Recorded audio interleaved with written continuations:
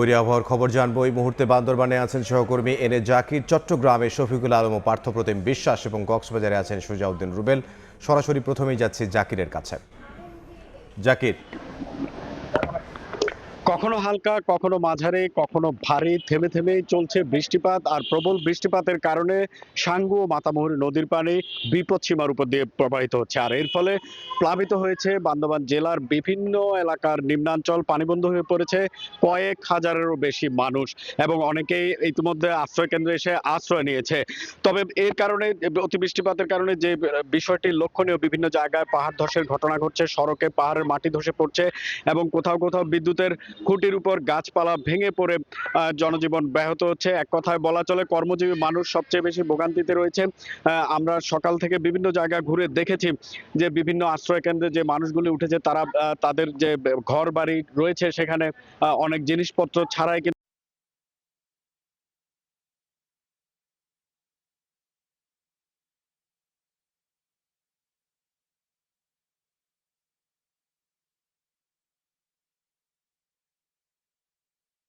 আমরা যে আশ্রয় কেন্দ্রটিতে রয়েছি সেটিতে এই অভিযোগগুলি আমরা পেয়েছি।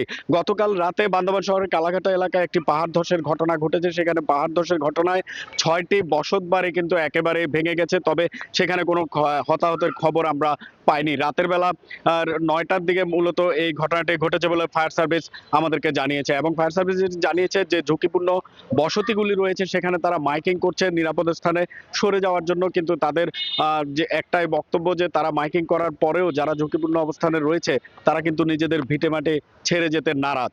তো আমরা প্রশাসনের সাথে কথা বলেছি, প্রশাসন আমাদেরকে জানিয়েছে দুর্যোগকালীন এবং দুর্যোগ পরবর্তী পর্যাপ্ত ব্যবস্থা কিন্তু তাদের হাতে রয়েছে। তো এই ছিল আমার কাছে বান্দরবানের পাহাড় ধস ও বন্যা নিয়ে সবশেষ খবর। এখন আমরা চট্টগ্রামের পাহাড় ধসের বিষয়ে জানতে চলে যাব চট্টগ্রামে, সেখানে রয়েছে সহকর্মী শফিকুল ইসলাম। বন্দরনগরী চট্টগ্রাম জুড়ে আসলে বিপর্যয় নেমে এসেছে এক কথায় সেটি বলা যায়। পাহাড় ধস, জলাবদ্ধতা, বিমান চলাচল বন্ধ, ট্রেন চলাচল বন্ধ, বাস চলাচল সব কিছু মিলেই ঠিক 12টার দিকে চট্টগ্রামের এই যেই মেয়রগলিতে যে একটি পাহাড় রয়েছে সেই পাহাড়টি ধসে একটি পরিবারে একটি ঘরের উপর পড়ে। পরবর্তী সেই ঘরে 4 জন সদস্য ছিল, একজনের গায়ের উপর পড়ে এবং প্রায় 1 ঘন্টা সেই মাটি চাপা ছিল 12 বছর বয়সী এক শিশু সাইমা।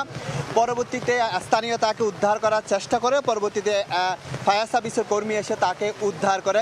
এছাড়া গতকালেও কিন্তু চট্টগ্রামের রহমানিয়া নগর এলাকা পাহাড় ধসে আরেকজনের মৃত্যু হয়েছে। চট্টগ্রামে যে পাহাড়গুলো রয়েছে বলা হচ্ছে এখানে 5000-এর বেশি পরিবার ঝুঁকিপূর্ণভাবে বসবাস করছে 29টি বেশি পাহাড়ে, যেখানে প্রায় 50 থেকে 60,000-এর বেশি মানুষ বসবাস করছে। তাদেরকে সরানোর জন্য জেলা প্রশাসনের পক্ষ থেকে, সিটি কর্পোরেশনের পক্ষ থেকে, নানা সংস্থার পক্ষ থেকে বারবার মাইকিং করা হচ্ছে, তাদেরকে আশ্রয় কেন্দ্র নিয়ে যাওয়া হচ্ছে। তারপরেও কিন্তু আসলে সেখানে ঝুঁকিপূর্ণ বসবাসকারীদের থামানো যাচ্ছে না, কারণ একটি পক্ষ সিন্ডিকেট তাদের কাছ থেকে কিন্তু তাদেরকে ফুসলিয়ে কিন্তু এই পাহাড়ের কম দামে বাসা ভাড়া দিয়ে তাদেরকে থাকতে বাধ্য করে একটি চক্র। তো সেই নিয়ে কিন্তু 2007 সালে কিন্তু পাহাড় ধসে কিন্তু প্রায় 128 জনের মৃত্যু হয়েছিল। বলা হচ্ছে গত 30 বছরের অন্তত 3 থেকে 400-এর বেশি মানুষের মৃত্যু হয়েছে চট্টগ্রামে পাহাড় ধসে এবং পাহাড় ব্যবস্থাপনা কমিটি করা হয়েছে।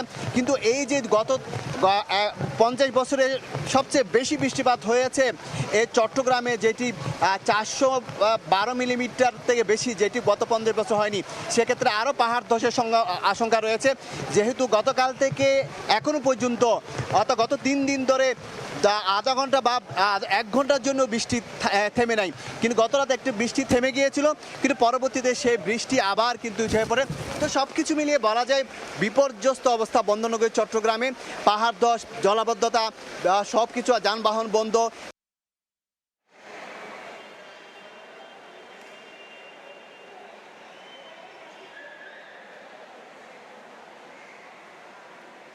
টানা 4 দিন ধরে চট্টগ্রামে বর্ষণের কারণে রেল লাইন থেকে পানি না নামার কারণে চট্টগ্রাম কক্সবাজার রুটের সকল ট্রেন চলাচল বন্ধ করা হয়েছে। আজকে রেল প্রতিমন্ত্রী সকালে বন্দরনগরী চট্টগ্রামে এসেছিলেন, এরপর তিনি বিশেষ ট্রেনে করে কিন্তু যেসব জায়গায় রেল লাইনে পানি উঠেছিল সেই সব জায়গায় পরিদর্শনে গেছেন এবং সেখানে পরিদর্শনে যাওয়ার পর সেই রেল লাইনগুলোর কী অবস্থা তিনি কিন্তু সেটি নিজ চোখে দেখেছেন এবং এরপরে কিন্তু তিনি সেই বিষয়টি ঘোষণা দিয়েছেন।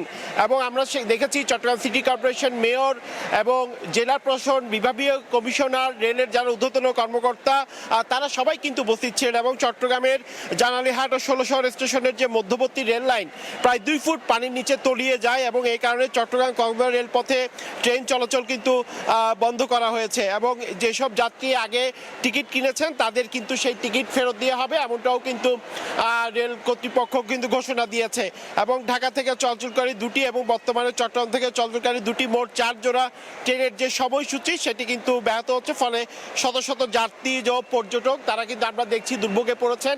এবং ঠিক প্রবাল এক্সপ্রেস একটি ট্রেন ছিল 3টা 10-এ, তার যাত্রা কিন্তু বাতিল হয়েছে। মোট 4টি ট্রেনের যে যাত্রা ছিল যেগুলো কক্সবাজারের উদ্দেশ্যে যায়, চট্টগ্রাম রেল স্টেশন ছেড়ে যায়, সেসব ট্রেনের যাত্রা কিন্তু বাতিল হয়েছে। এবং পানি না সরা পর্যন্ত চট্টগ্রাম থেকে কক্সবাজার রুটে ট্রেন চলাচল বন্ধ থাকবে। ঢাকা থেকে কক্সবাজারগামী যাত্রীরা চট্টগ্রাম পর্যন্ত আসতে পারবে, এরপর কক্সবাজার অংশের টিকিটের অর্থ ফেরত দেওয়া হবে, এমনটাই কিন্তু আসলে রেল প্রতিমন্ত্রী ঘোষণা দিয়েছেন।